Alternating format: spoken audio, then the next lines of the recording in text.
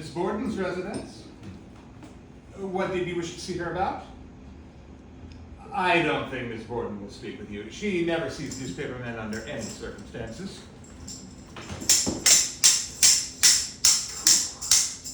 Let them ring. Let them knock. Now that you're all here, I don't intend entering the door again. Not today. Today, we are having a party, and the reporters are not invited.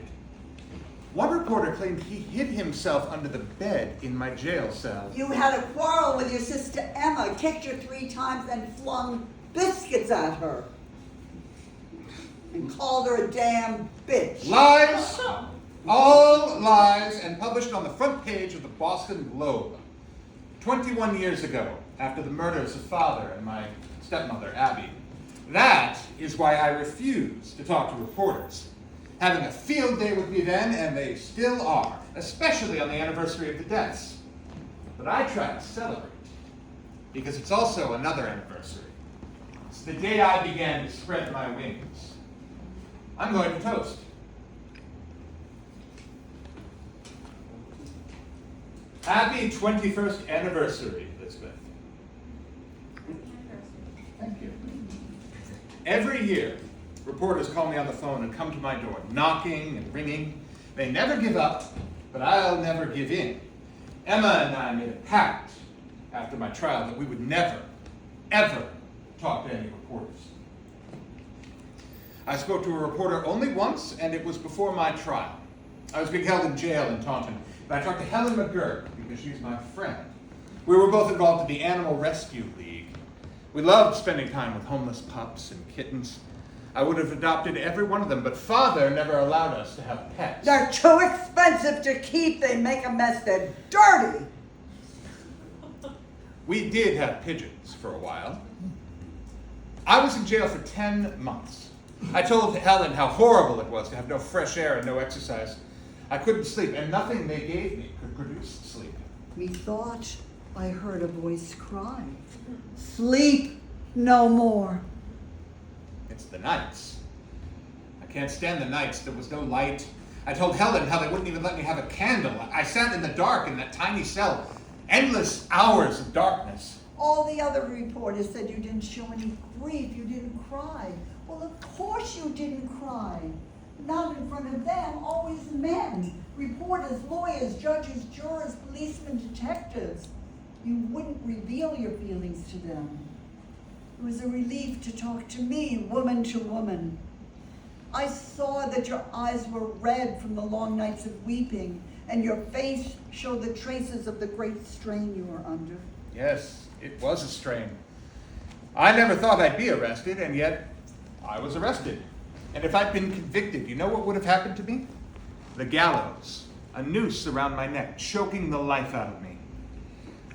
And then finally I had my trial in New Bedford, and I was found not guilty of the murders of father and my stepmother Abby. The jury decided in less than 10 minutes that I was innocent, but they stayed out for over an hour out of respect for the prosecution. They were proper New Englanders. It was the longest hour of my life, and when I heard that verdict, I sank to my knees and I wept. I didn't care who saw me. I wept for joy, tears of relief and hope.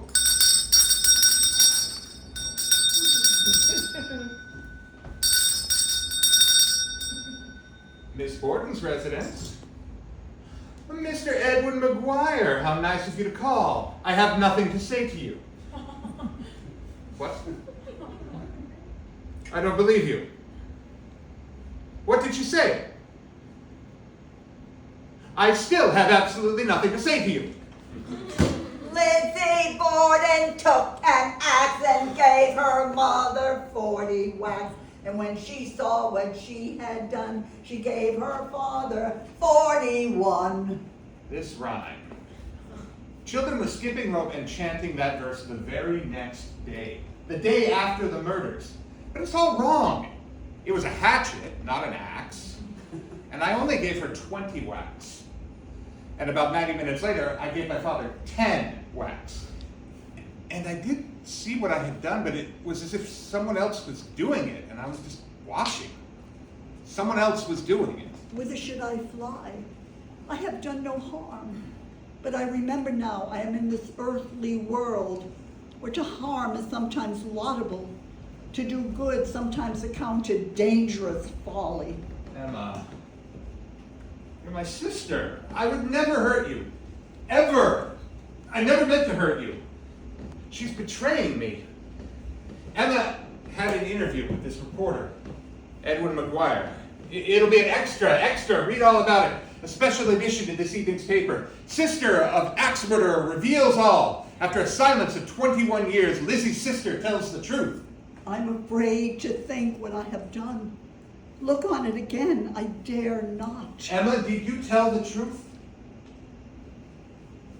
August 4th, 1892.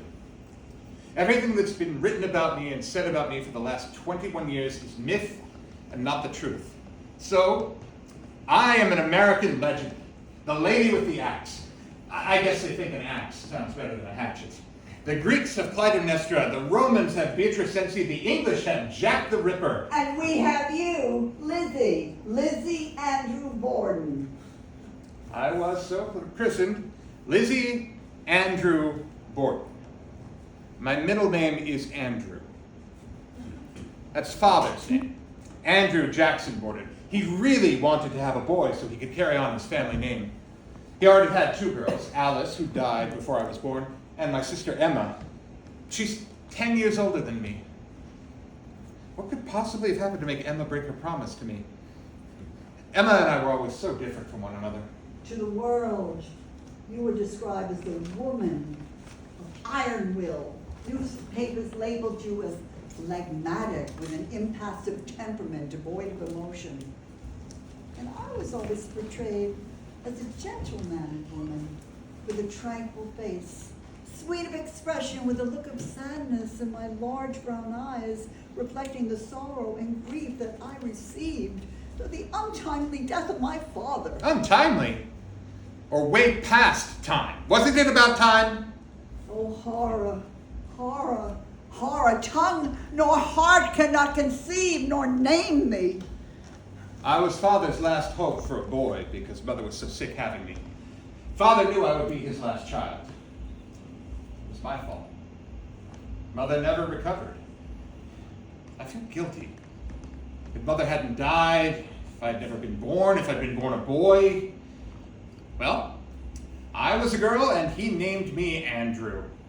But that wasn't enough. So he named a 3-story office building constructed downstreet, the Andrew J. Borden Building. Brick and mortar to perpetuate his name. A building, a girl child, what's the difference? Just another possession for father with his name on it. His name is a celebrated one in Fall River. We founded this town 200 years ago. I am proud of the name Borden, but I always hated Lizzie. It wasn't Elizabeth, but Lizzie.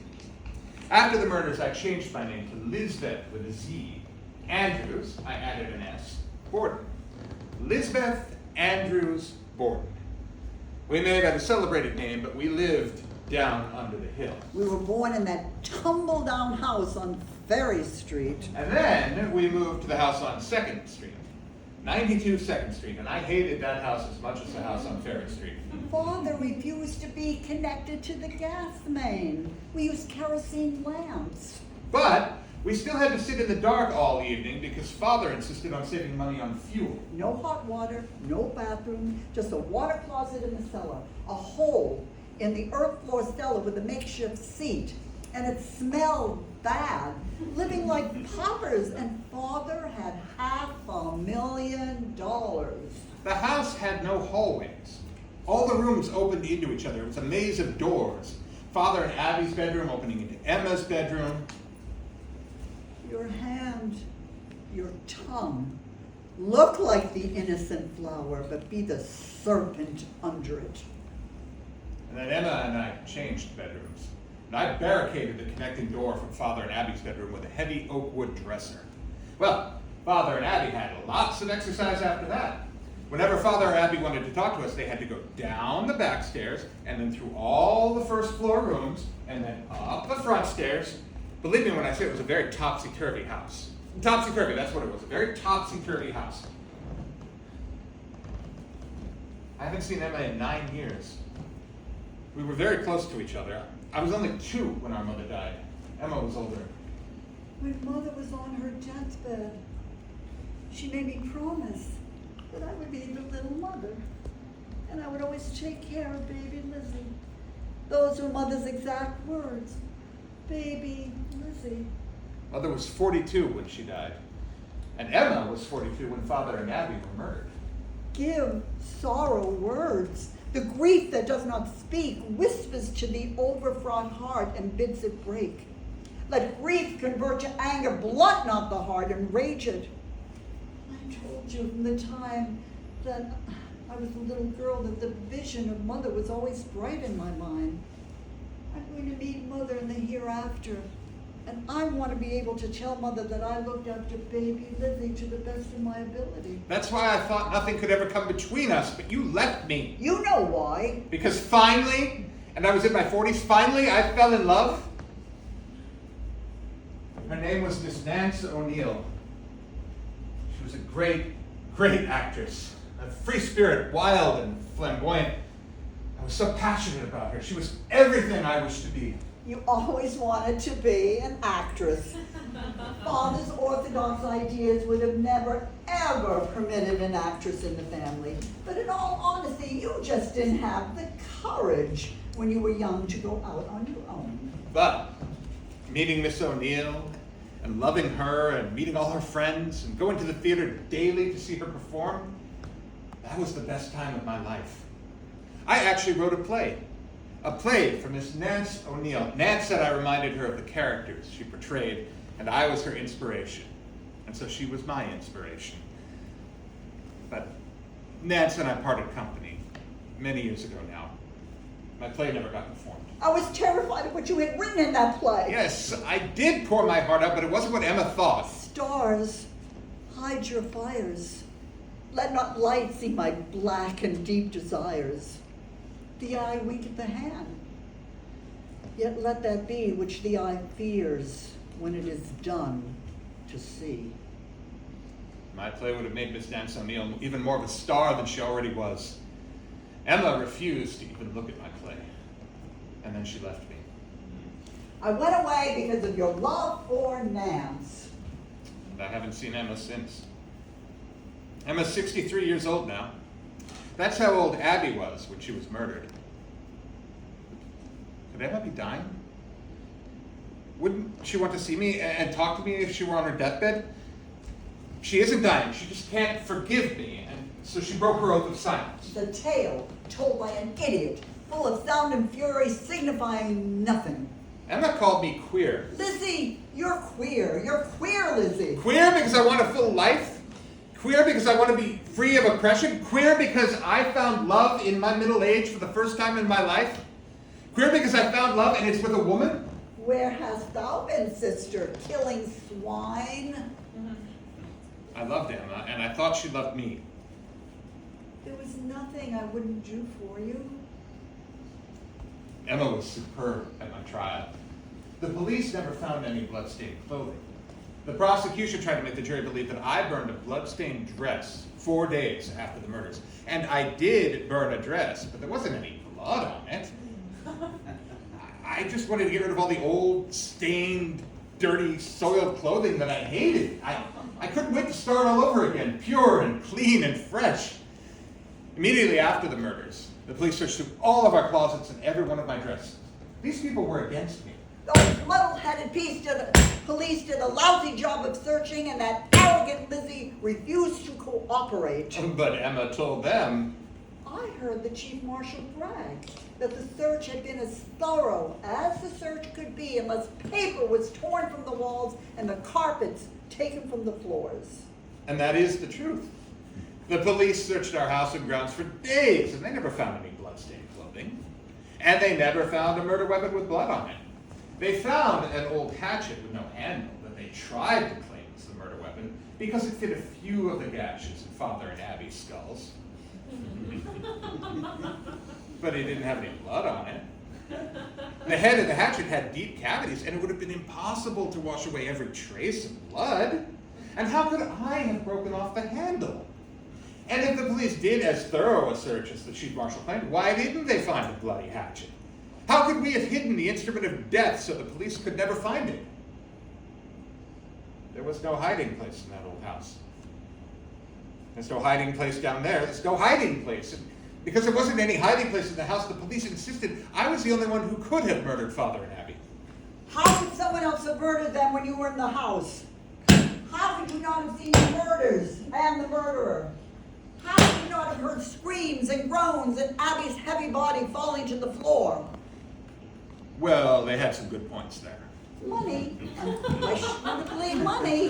That's why LIZZIE pushing him. But if anyone guessed the real motive, we would have been lynched for sure, because only that motive was great enough to do what we did. Why didn't we ever give a tongue to our suffering?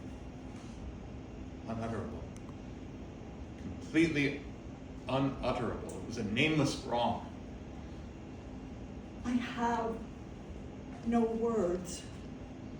My voice is in my sword. I was our avenging angel. Is it wrong when they have committed wickedness? It's strange, but I loved Father. I really loved him. I'm going to have something more to drink.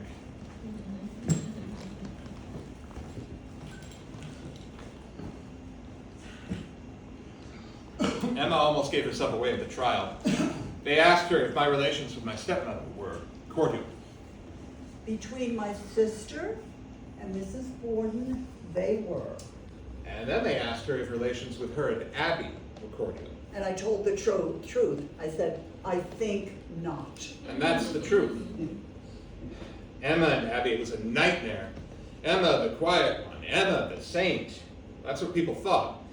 When I became involved with Vance, Emma said I was making conditions for her absolutely unbearable. Yes, absolutely unbearable. I went to Reverend Jubb and asked him for advice, and he said it was imperative that I leave you and make my home elsewhere. What were the absolutely unbearable conditions?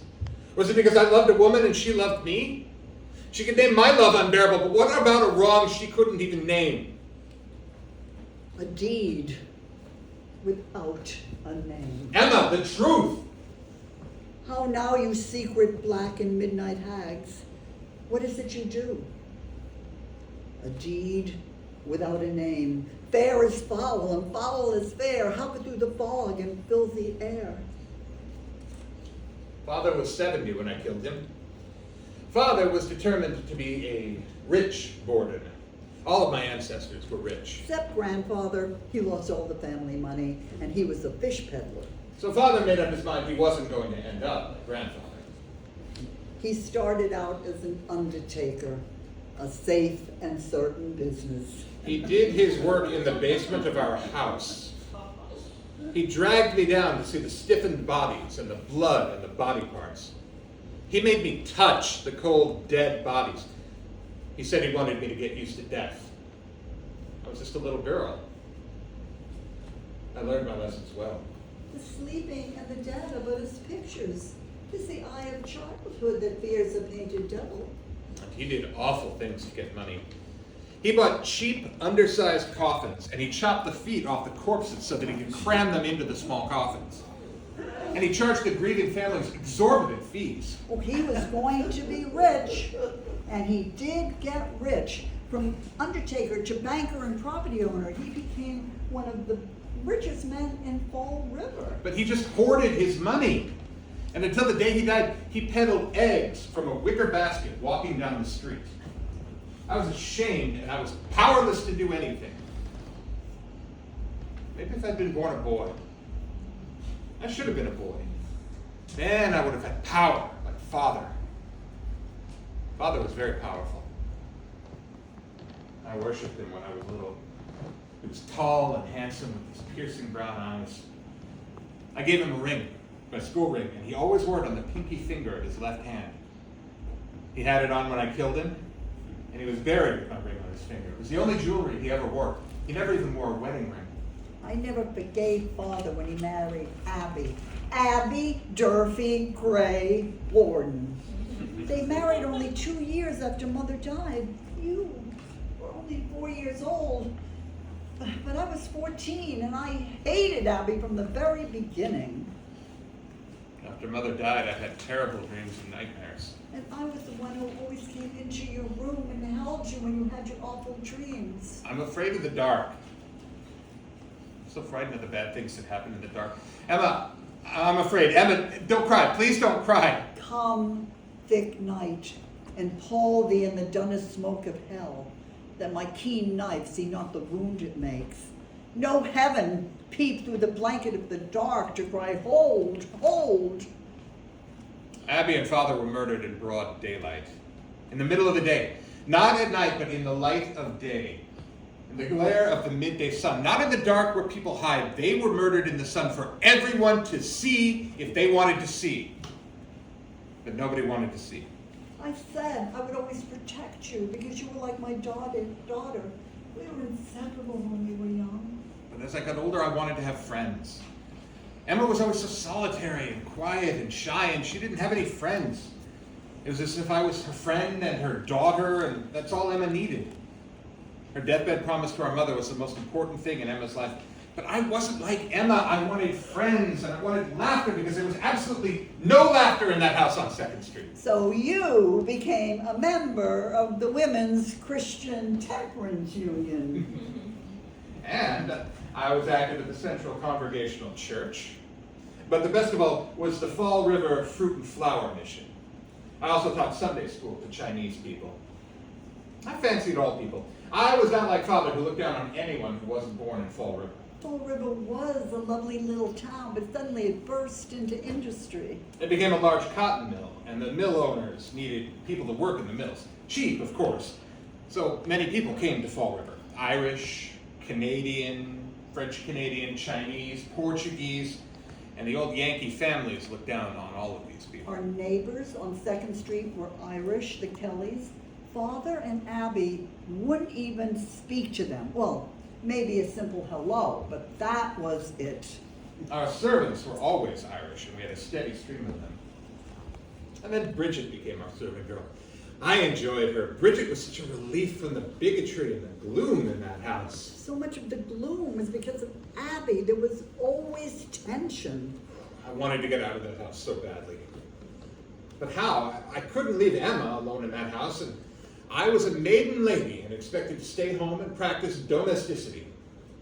I was 30 years old, and I was still completely dependent on Father. My allowance was $4 a week. What was my future going to be? I was one of society's failures because I was single, and marriage wasn't the answer. I would just be under the control of another man and still be powerless. Abby always accused me of discouraging gentlemen callers. You're stubborn and you're headstrong and you put on airs. I don't want to end up like you, Abby. You were an old maid spinster of 40 when Father married you. He never loved you. He only wanted you as a housekeeper. He thought you could be a mother to us. But you could never be a mother because Emma made a pact with my real mother. And I am ashamed of this narrow, cramped, ugly house. Who would want to court me? Oh, I can see it now. I am in the sitting room with my beau, with the whole family passing through to get to the other rooms. There's no privacy in this house. And what will happen if they need to use the bathroom? They'll have two choices. The slop pails in the bedrooms, or the water closet in the stinking cellar. And then my friend Alice Russell was going on the grand tour of Europe, and I was determined to go with her.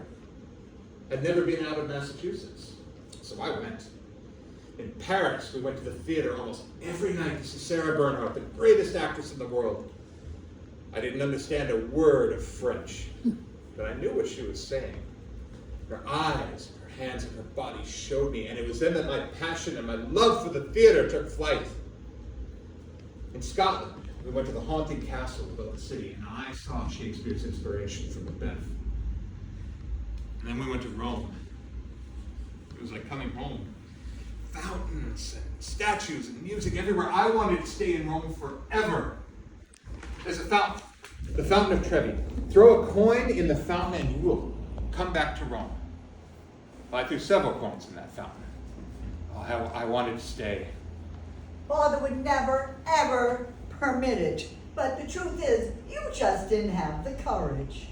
Wouldst thou have that which thou esteemest the ornament of life, and live a coward in thine own esteem, letting I dare not wait upon I would, like the poor cat in the adage.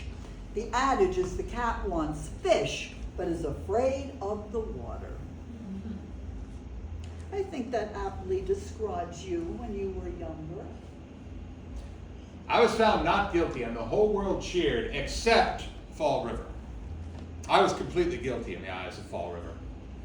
I remember the first time I went to church after my trial. The people in the pew next to me got up and changed seats. I stopped going to church. If we leave Fall River, we'll be admitting to our guilt. We have to stay. It's the only way.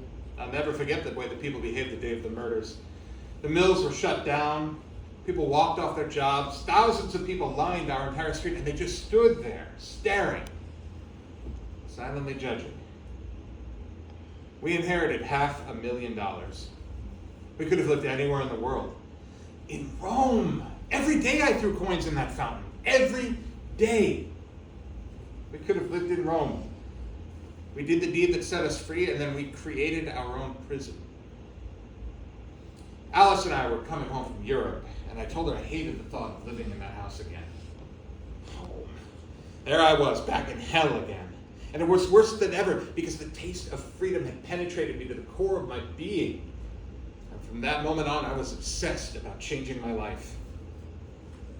After I got back, Father accused me of stealing. I got a bill from the merchant for the things you stole. They wouldn't say anything to you, so they just sent me the bill. Well, young lady, if this ever happens again, I will not help you. Yes, she's spoiled rotten. She always has everything her own way, and if she doesn't get it, she'll take it. She took Emma's room. Lizzie has the big room now, and Emma the small one.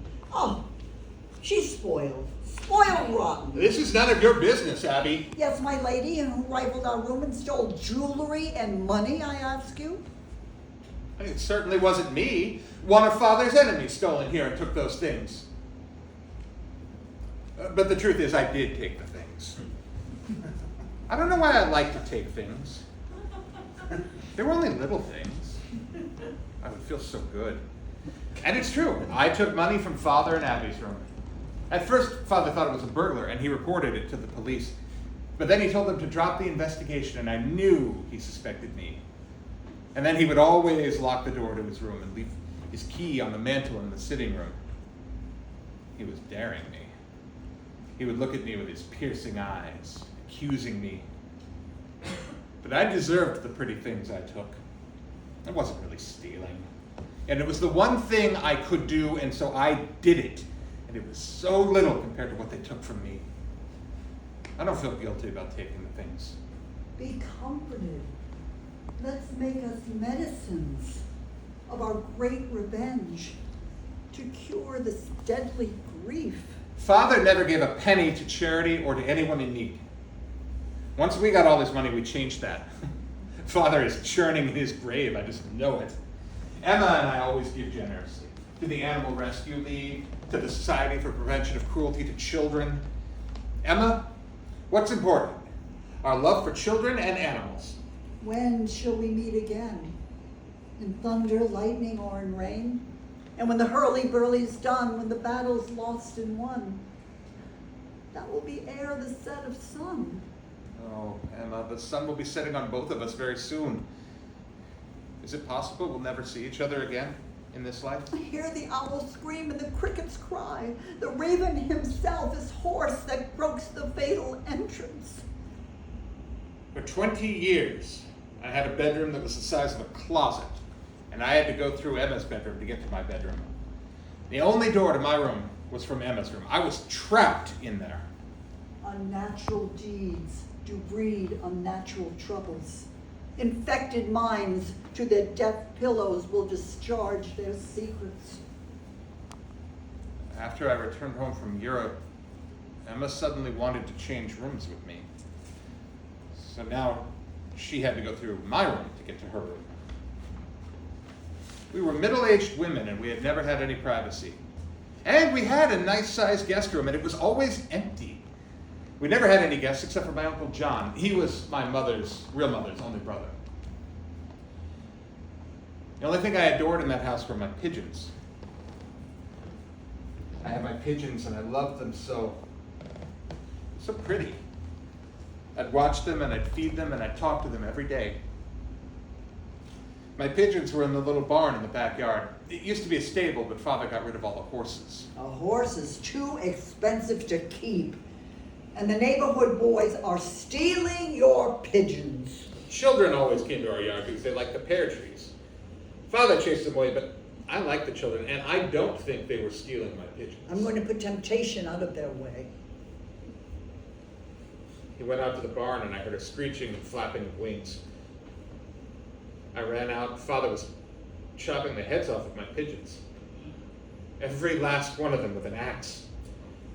I screamed and I pleaded with Father, "They're my pigeons! I love them!" No! Everything in this house is mine. Everything. The pigeons, you, your sister, everything is mine, and I will do as I please. My poor little innocent creatures. There's blood everywhere, and their little heads are lying on the floor in the barn. Beaks open and blood dripping. Bodies and heads everywhere. Father, the murderer. By the pricking of my thumbs, something wicked this way comes.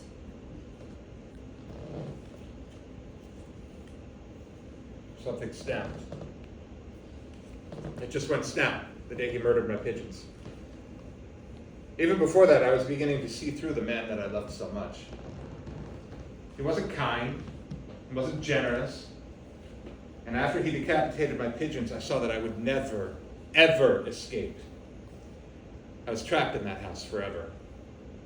Stuck in that house that I hate for the rest of my life. Birds could fly away and be free.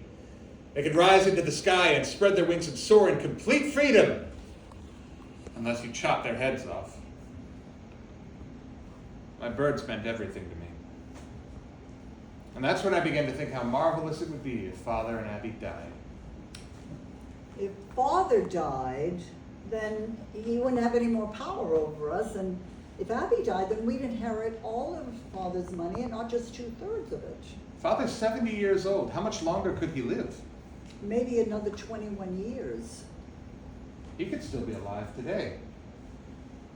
Time was running out for me. I was 32 years old, and I had to do something to stop the inevitable ending of poverty and death. Why don't I murder Father and Abby? I can kill. I can kill better than any man.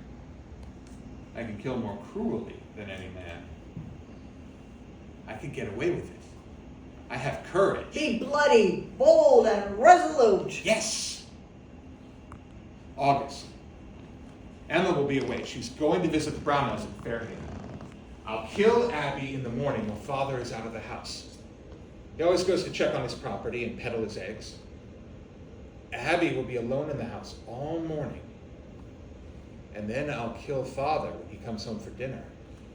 I'll just have to be sure that Bridget is in her room in the attic or out on errands. I had such fun thinking up all the details. It was like a silly chimera, a daydream, a dream erasing the emotions haunting me when I was in the yard staring at the empty barn. And then I started to devise how I could actually do it. A knife. But they might scream, and 2nd Street's a very busy street, only 1 block from Main Street. I could strangle them. I don't think you have the strength. Abby has a very large neck. And then I read an article on prussic acid being a deadly poison. So I went to the pharmacy to buy 10 cents worth.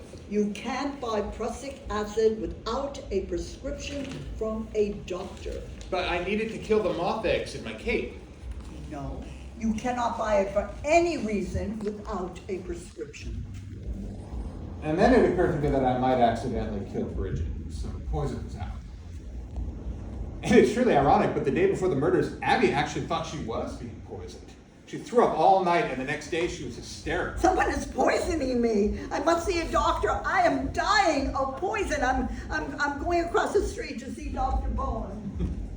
He just laughed at her silly notion of being poisoned. Dr. Bowen said it was just summer sickness. We were in the middle of a heat wave, and Abby was serving leftover mutton for days. Father insisted whenever we had a roast or a joint, we had to eat every bit of it. In fact, everybody was a little sick because it was hot and the mutton must have turned. I wasn't sick because I refused to eat it after the first day.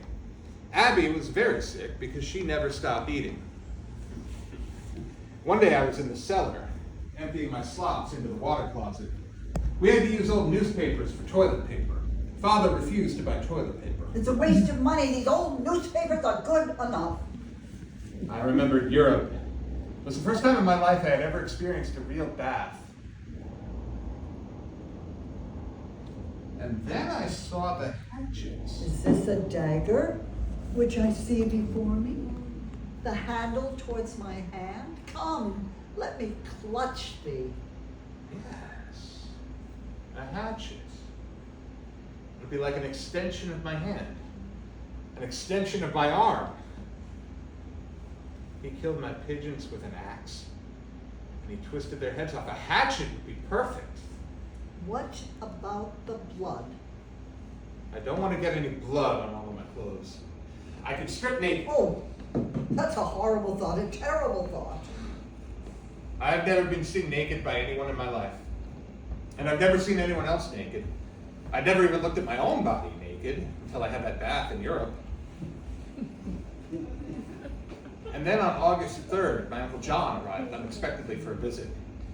That evening, I went to see my friend Alice Russell. I was feeling really on edge. What's wrong, Lizzie? You seem strange. I'm afraid that someone is going to break into our house at night and kill us all. Father has so many enemies. He isn't like that. He is ruthless in business. Yes, he has money, but how does he get it? He takes advantage of people when they're down and out. He buys the property for next to nothing. He always collects the rents himself. And if he sees that one of his tenants is doing well, he raises their rent higher and higher. So many people hate him. And sometimes these people come to our house at night and argue with him. One of his enemies might kill him, but they might also kill me and Emma. You have to kill Father and Abby before one of Father's enemies slaughters us all in our sleep or burns our house down at night. After I left Alice that evening, I went home and straight to my room. I heard Father and Abby talking. Abby was insisting Father give her the farm in Swansea, the farm where Emma and I had spent our summers when we were growing up. Those girls will throw me out on the street when you're gone. You know that? And I've been your wife for 28 years. I'm not on my deathbed yet. And that's when I knew I was really going to do it. The next day, August 4th. Come, you spirits that tend on mortal thoughts, unsex me here and fill me from the crown to the toe top full of direst cruelty. Make thick my blood, stop up the access and passage to remorse, that no compunctuous visitings of nature shake my fell purpose, nor keep peace between the affected it. Come to my woman's breast and take my milk for gall, you murthering ministers. Lizzie Borden took an axe and gave her mother 40 whacks, and when she saw what she had done, she gave her father 41. It's so hot. I'll just stay here in my room until they've all eaten breakfast. If I keep my door open a crack, I'll know when Father and Uncle John are getting ready to leave. Father always leaves around 9. Uncle John is leaving. Good. I really don't want to see him. Abby's insisting he come back for dinner. Well, that's not until noon. Plenty of time. Father's getting ready to leave. I'll go downstairs.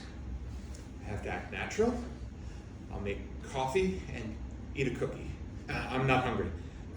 Father, will you please mail this letter to Emma? It's so hot. Why is Abby telling Bridget to wash the downstairs windows? But that's good. That's good. Bridget will be out of the house and the windows will be shut. Abby, you're making this too easy for me. You shouldn't tell Bridget to do such dreadful work on such a hot day. Abby's going to make up the guest room where Uncle John is sleeping. Bridget's sick. She's outside throwing up. The mutton and the mutton soup is on the table. They must have had it for breakfast. Is this the 5th encore? Let's see, opening night was Sunday, and this is Thursday. Ooh, no wonder Bridget is sick. I wish she'd hurry up with being sick. It's so hot and humid today. She's washing the windows at last. Abby is going upstairs to the guest room. She has clean pillow shams for all the pillows. Bridget's outside. Abby's in the guest room now. So, now or never. Now or never, Lizzie. I went to the cellar. I stripped off all my clothes. I better tie a damp menstrual cloth around my waist. Then I took the hatchet and I went upstairs to the guest room. Abby is still finishing the bed. Her back is to me. Abby! She straightened up at the sound of my voice and I struck her in the back of the head. She's trying to turn toward me and the second blow struck her face. She's turning away from me and the third blow cut between her shoulder blades. I could feel the hatchet slice through her flesh and crunch through her bones.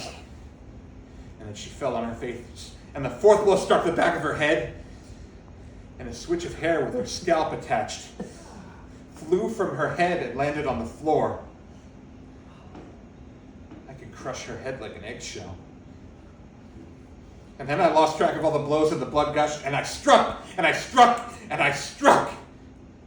The blood gushed and splattered like fireworks, and great hunks of her flesh just fell away, just as I had planned it. Great hunks of her flesh fell away.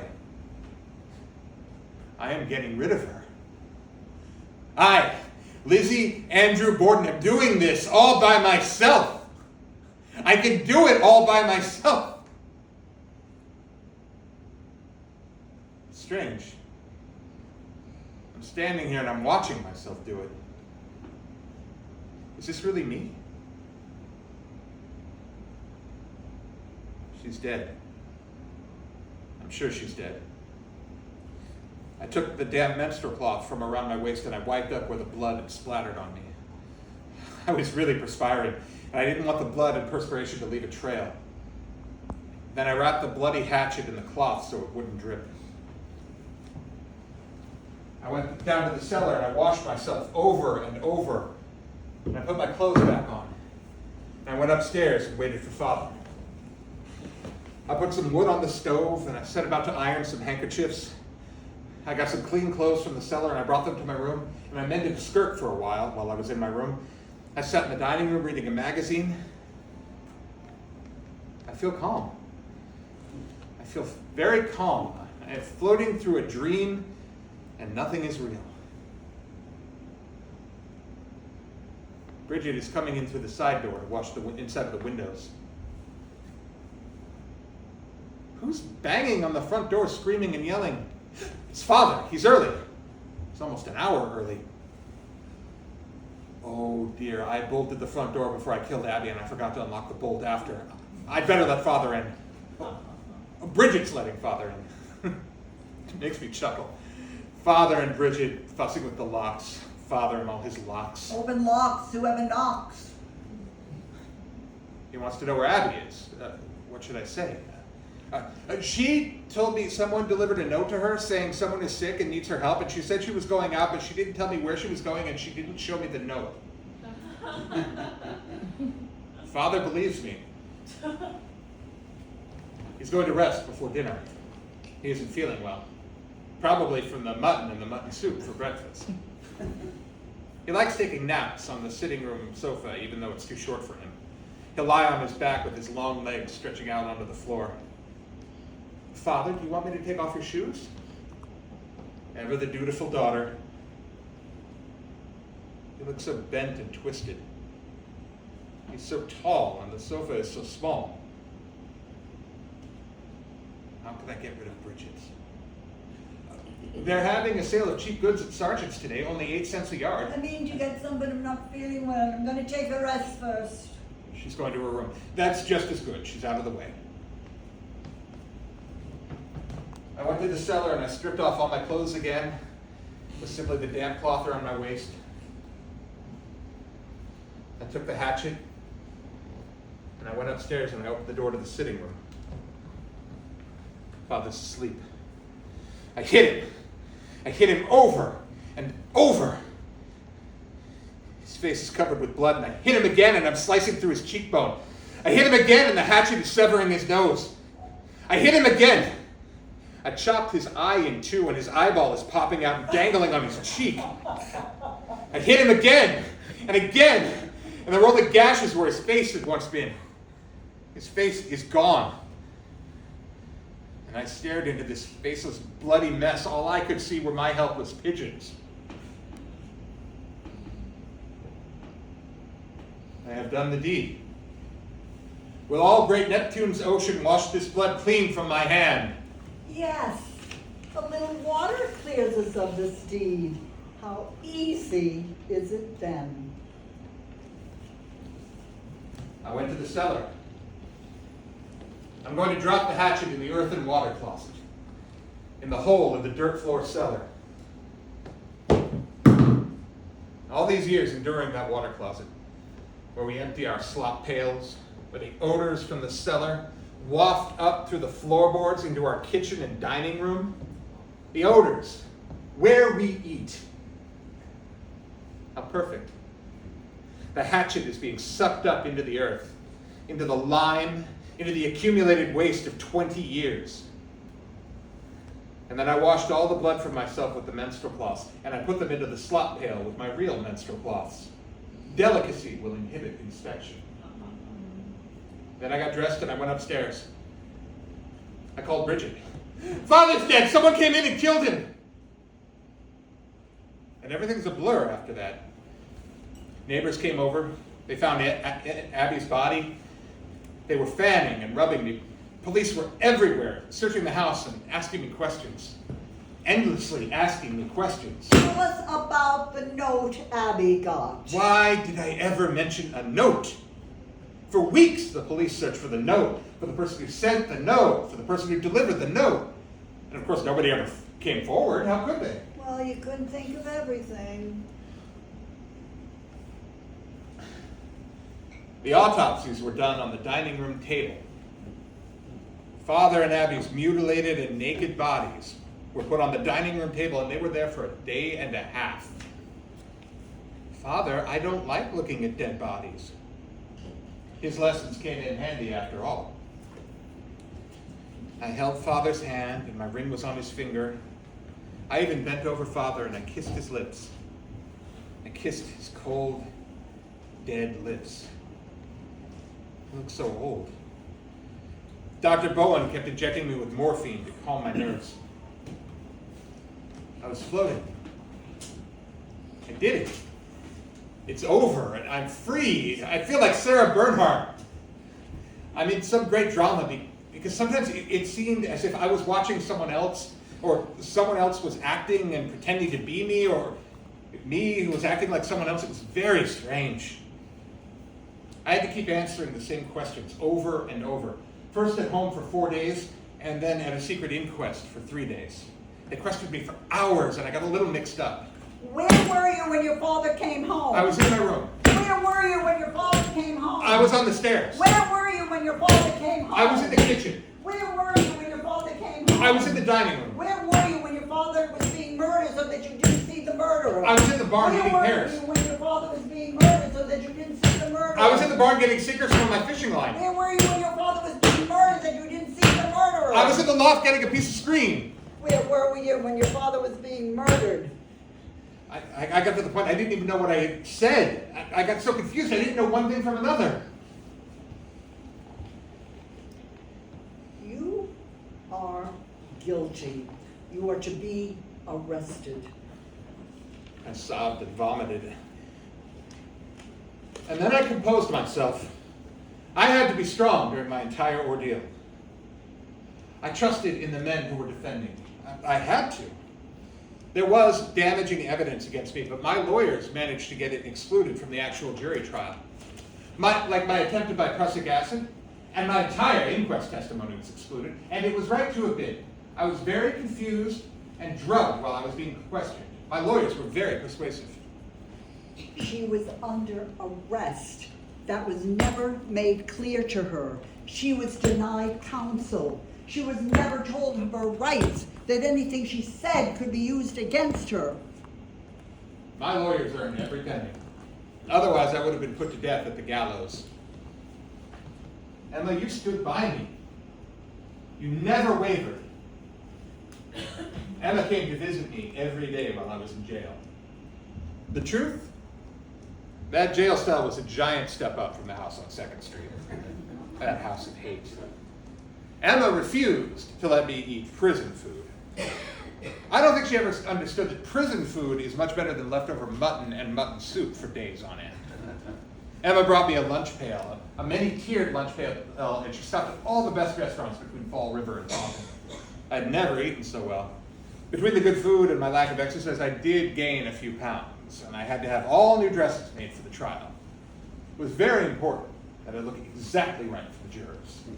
I had to make all the men on the jury see me as frail and helpless.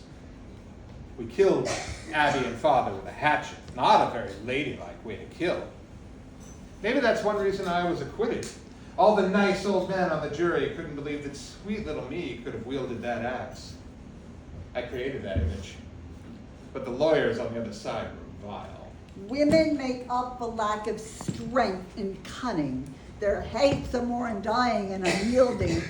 Their passions are stronger. And the hatchet wounds were badly aimed as from a woman's hand. But there wasn't any shred of real evidence against me. They never even found any blood on my clothes or a murder weapon with blood on it. I am innocent until proven guilty, and there was no proof. I was declared not guilty. The cheers of the courtroom were heard half a mile away. I was free. Thousands of people were outside the courthouse, cheering and crying and hugging me. I was amazed by the throngs of women who were supporting me, and some of them were famous women. Lucy Stone and Mary Livermore, women who were fighting for equal rights and asserting their independence. The suffragettes and the Bloomer girls, they were all on my side. Oh, I was right to do it. I was the happiest woman in the world. Emma wanted to stay in Fall River, and at first I thought, yes, I am a Borden. My family founded this town. Fall River is my home, and I will stay. If you can look into the seeds of time and say which grain will grow and which will not, speak then to me. I had no midnight hags to read my future. And what's that other saying? It's the noose which prevents us from being unhappy, and it's the crime which renders us happy. Who said that? It wasn't Shakespeare, but I can't remember who. De Sade. I didn't get the news. So I stayed in Fall River, and I found my mansion on the hill where we should have been living all along if Father hadn't pinched every penny. I was going to have the house I always dreamed of. I call my house Maplecroft. Elizabeth of Maplecroft, and I had the name carved into the top stone leading to my front door. That was the first bit of juicy gossip for the neighbors. But not the first. If she's so innocent, why hasn't anyone else been arrested? The police aren't even trying to solve the murders. And that's why the people of Fall River believe I'm guilty. And how dare I name my home and have the name carved for all to see. Nobody names their homes, especially if they've murdered their parents. Emma wanted only one little room. She became even more shy and retiring. She never smiled, ever, and she dressed only in black. After what happened, I feel it's our duty to live out our days in perpetual mourning. But after all we've been through, I want fun and laughter. I don't care if all the Fall River turns against me. We have the house of our dreams, and we have money and freedom. So I traveled a little. I took trips to New York and Washington and Boston. I wanted music and art and fashion and museums. I went to concerts and, of course, to the theater. It was so lovely to be in places where nobody recognized me, where I blended in. And then I met Miss Nance O'Neill, and for a short time I had more than everything I'd ever dreamed of. A home, money, fun, and love. I'll never forget the first time I saw Miss O'Neill. It's a blustery winter day in February 23rd, 1904. I was spending time in Boston that night, and I went to a performance of Macbeth at the Colonial Theater. Miss Nance O'Neill was Lady Macbeth, and the emotional power of her performance left me breathless. Yet here's a spot, out, damned spot, out, I say, 1, 2, why then 'tis time to do it. Hell is murky, fie, my lord, fie, a soldier and afeard? What need we fear, who knows it, when none can call our power to account? Yet who would have thought the old man to have had so much blood in him? Here's the smell of blood still, all the perfumes of Arabia will not sweeten this little hand. I love reciting poetry, especially Shakespeare, but I can't even begin to compare with this Nance O'Neill. I went to see Nancy Macbeth every night, and I knew I was in love. After 2 weeks, I finally went backstage, and I found Nance to be terribly friendly and natural. So I asked her to have supper with me, and she said yes. I was overjoyed. And from that moment on, we were together almost all of the time. I loved buying her pretty things to match her loveliness. Lovely peacock feathers for a brown velvet hat, brown velvet gloves to the elbow, and a brown velvet dress with dozens of petticoats under it. She looked like the beauty she was, and I enjoyed buying her things. I bought her an emerald friendship ring, which she wore all the time. I bought a watch on a gold chain. I wanted to go on buying her things, but she stopped me. Bless her. I stayed in Boston and went to every single performance of Macbeth. Nance portrayed Lady Macbeth with such depth and vulnerability, you couldn't help feeling sorry for Lady Macbeth. I never tired of seeing Nance perform. And when the play closed, I invited her here to Maplecroft. Emma refused to even see her. An actress, how could you? Nance and I loved calling each other sweetheart and my dearest one, and we didn't care who hurt us. I gave her a suite of rooms and her own servant to wait on her. I had parties and we went on excursions. Life was good with Nance. But Emma hated Nance, and Emma left Maplecroft. It was the night of my biggest party. Lavish, romantic, it lasted for 3 days. Nance and the whole company of Macbeth came.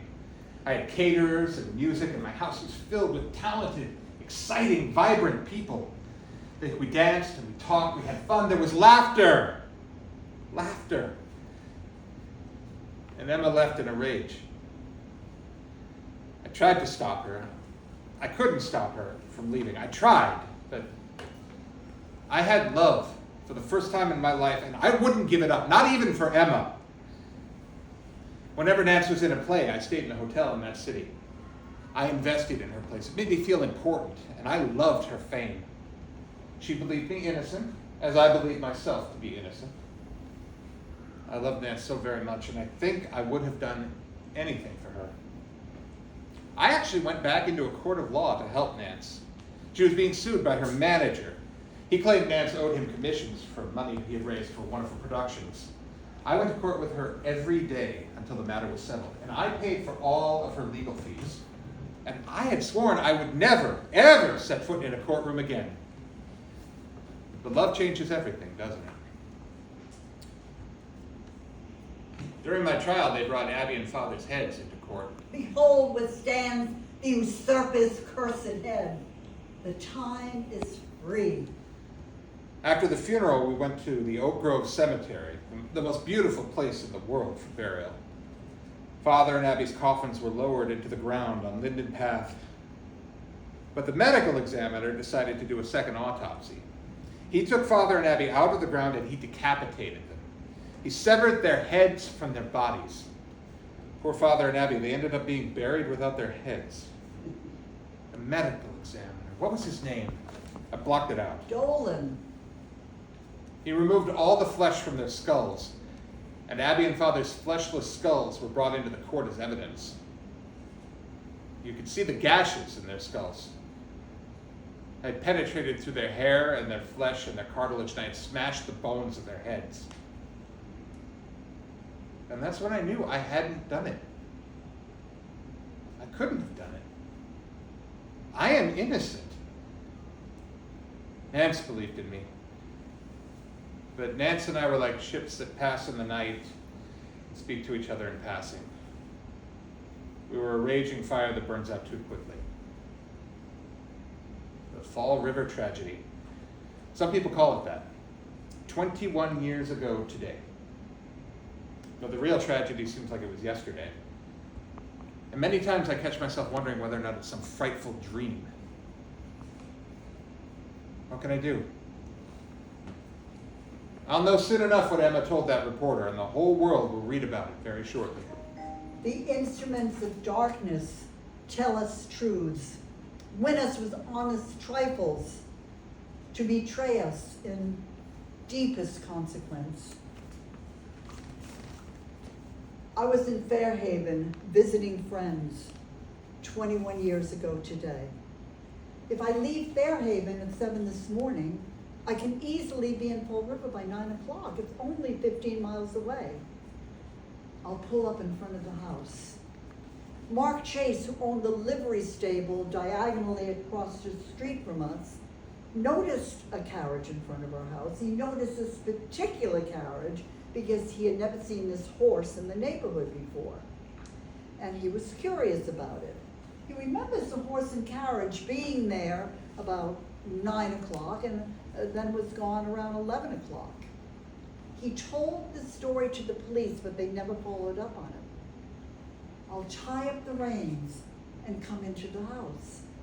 I can wear a cape with a hood and slip into the house unnoticed. Lizzie will unlock the door for me.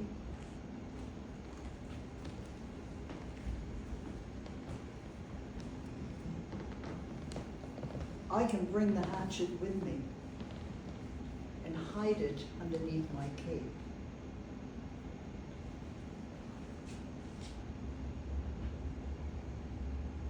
Yes. I'm the one who has the rage. I'm the one who despises and hates. I'm the one who never forgives. I'm the one who made those promises to our mother. I'm the one that has to account to Mother in the hereafter. Mother would not be very happy to find out what happened after she died. I'm handy with an axe. I can do the murders. Lizzie won't stop me. I'll leave after I murder Father and Abby and ride back to Fairhaven. I have plenty of time to get rid of the hatchet and the cape.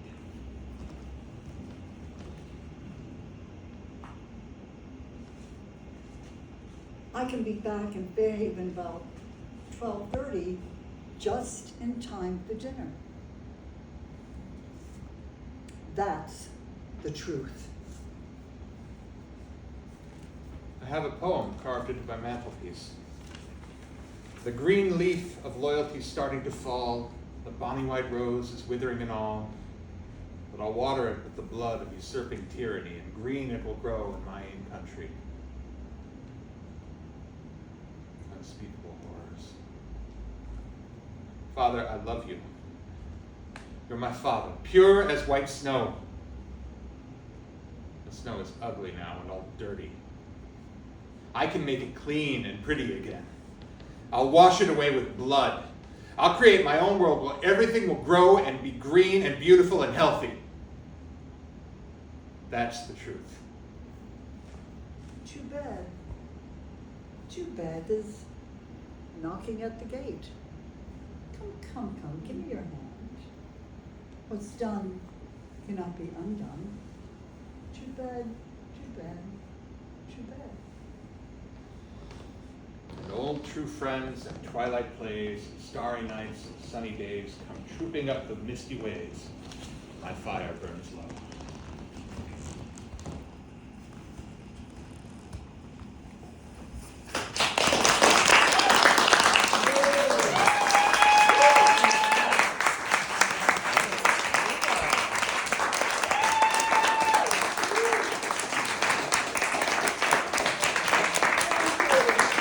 Did you think out the whole thing?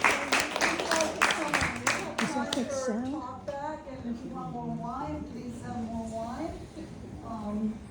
Your program, like in the inside, gives a little background about how this play was created. I hope you got to read it. It's